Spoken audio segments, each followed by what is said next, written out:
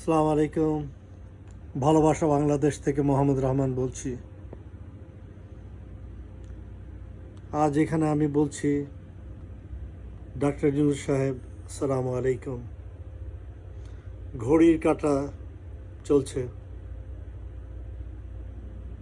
সময় চলে যাচ্ছে। আপনার আজ প্রায় 2 মাস অতিবাহিত হয়ে যাচ্ছে। আজ থেকে 2 মাস আগে আপনার যে শক্তি ছিল রাষ্ট্রের উপর, আমার মনে হয় এখন আর সে আগের মতো আপনার সেই পপুলারিটি নাই। তারপরে বাংলাদেশে আপামর জনসাধারণ ডক্টর ইউনূস আপনার পিছনে আছে। আপনি দেখছেন আপনার যে ছাত্র সমর্থিত সরকার, সেই ছাত্ররা দিন দিন দুর্বল হয়ে যাচ্ছে। তাদের নিজেদের মধ্যে ভেদাভেদ শুরু হয়ে গিয়েছে।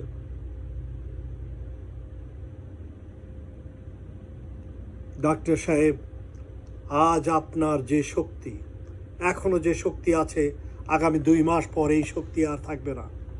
আপনি এখন যা ইচ্ছা তা করতে পারেন। বাংলাদেশের কোনো সেনাবাহিনীর প্রধান বা কারো এমন কোনো শক্তি নাই আপনি কিছু প্রয়োগ করলে তা প্রত্যাখ্যান করতে পারে। আপনি আপনার শক্তিমত্তা এখনই দেখান। আজ থেকে 2 মাস পর আপনি আর এই শক্তি দেখাতে পারবেন না। দয়া করে বলছি, আপনার এই শক্তি থাকবে না। আপনার আসিফ নজরুল আপনার ক্ষতিকারক, তাকে আপনি বহিষ্কার করেন।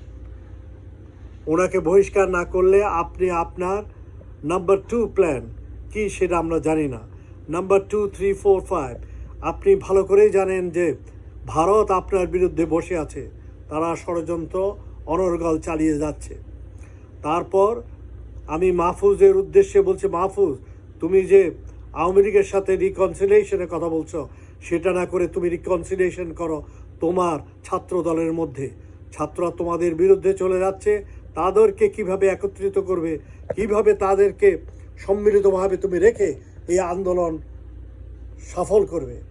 দেখো, তোমাদেরকে এই আন্দোলন সফল হতে দিবে না। তোমার সবচেয়ে বড় প্রয়োজন, তুমি নিজেদের মধ্যে রিকনসিলিয়েশনে চিন্তা করো। তুমি ফরগেট অ্যাবাউট খুনি আসামি, তাদের সাথে রিকনসিলিয়েশন হয় না। খুনির সাথে রিকনসিলিয়েশন হয় না। তাদের সাথে রিকনসিলিয়েশন হতে পারে তারা একমাত্র সাজাপ্রাপ্ত হওয়ার পর। তোমরা আগের থেকে সবাই রিকনসিলিয়েশন দেখো এখন কি অবস্থা।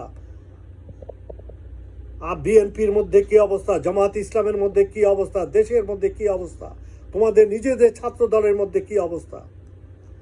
তোমরা অত্যাচারী, খুনি, আসামি, ক্রিমিনাল, তাদেরকে সাজা দাও, তবেই তোমাদের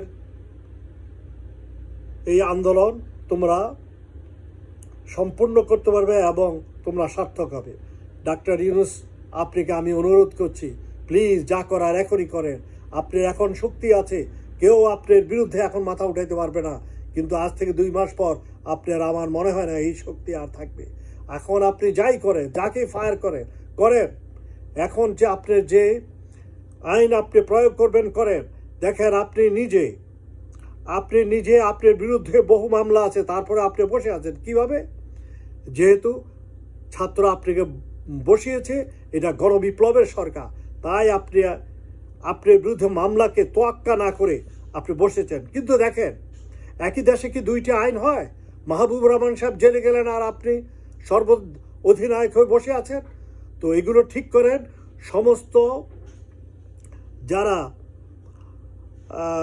যাদের বিরুদ্ধে মামলা আছে, ভুয়া মামলা, মিথ্যা মামলা, সমস্ত এগুলো ডিসমিস করে দেন।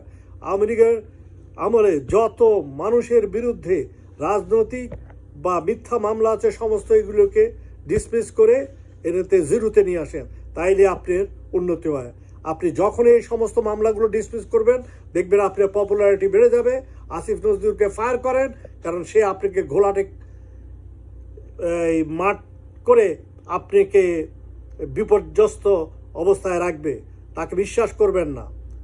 সে হচ্ছে সফট ইন্ডিয়ান র এজেন্ট। আজকে এই বলে শেষ করছি।